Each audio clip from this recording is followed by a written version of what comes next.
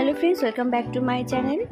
পটলের রেসিপি আজকে করেছি তেল পটল, যেটা কিন্তু একদমই সিম্পল রান্না। যারা নতুন নতুন রান্না শিখছেন তাদের জন্য কিন্তু এটা খুবই সহজভাবে করতে পারবেন এবং একদম কম উপকরণ দিয়ে হয়ে যায়। যার জন্য লাগবে হচ্ছে পটল। এখানে পটলগুলোকে আমি ভালো করে ধুয়ে খোসা ছাড়িয়ে নিয়েছি। দেখুন ঠিক এইভাবে খোসা ছাড়িয়ে নেব, তাহলে কিন্তু পটলটা খুব তাড়াতাড়ি ভাজাও হবে এবং খেতেও ভালো হবে।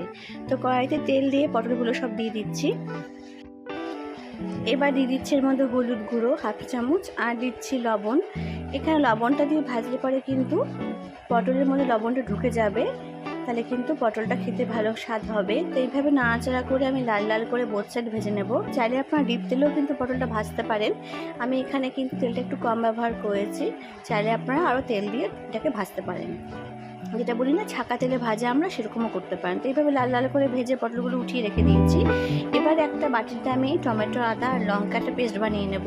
এর মধ্যে একটুখানি হলুদ গুঁড়ো দিয়ে দিচ্ছি, কারণ এটাকে আমি তেলের মধ্যে দেবো। পটলগুলো তুলে রেখে দিয়েছি। এবার তেলের মধ্যে দিয়ে দিচ্ছি জিরে, একটা চামচ জিরে, চাইলে আপনারা কালো জিরে দিতে পারেন। দিয়ে টমেটো, লঙ্কা, আদা আর হলুদের পেস্টটা দিয়ে দিচ্ছি। জাস্ট 2-3 মিনিট ভালো করে নাড়াচাড়া করার পরে মধ্যে মশলাগুলো অ্যাড করব। 1 চামচ জিরে গুঁড়ো, 1 চামচ ধনে গুঁড়ো, অল্প একটু লবণ দিচ্ছি, পটল ভাজার সময় লবণ দিয়েছিলাম। আর দিচ্ছি হাফ চামচ কাশ্মীরি লঙ্কার গুঁড়ো আর কাঁচা লঙ্কা কয়েকটা দিচ্ছি। মশলাটা ভালো করে ভেজে নিচ্ছি। দেখুন তেল কিন্তু ছেড়ে ছেড়ে যখন এসছে তখন এর মধ্যে জল অ্যাড করে দেবো। আমি এখানে 1 কাপ মতন জল অ্যাড করেছি। খুব বেশি কিন্তু আমি এখানে গ্রেভি রাখবো না। আর জলটা যখন দিয়েছি তারপরে আমি এর মধ্যে 1 চামচ চিনি অ্যাড করে দিয়েছি। নিরামিষ রান্না চিনি অ্যাড করলে কিন্তু স্বাদটা ভালো হয়।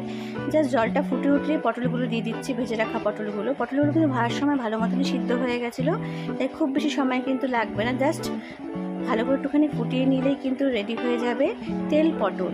এবার দেখুন পটলটা কিন্তু গ্রেভিটা একদম ঠিক হয়ে এসছে, পটলগুলো সিদ্ধ হয়ে গেছে। এবার এর মধ্যে আমি ছড়িয়ে দিচ্ছি 1 চামচ ঘি।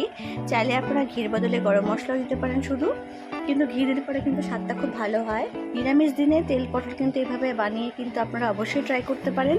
গরম গরম ভাতের সাথে খেতে কিন্তু ভীষণই ভালো লাগবে, রুটি পরোটার সাথেও খেতে ভালো লাগবে। আশা করি আপনাদের সিম্পল রেসিপিটি ভালো লাগলে প্লিজ কমেন্ট করে জানাবেন। Thank you.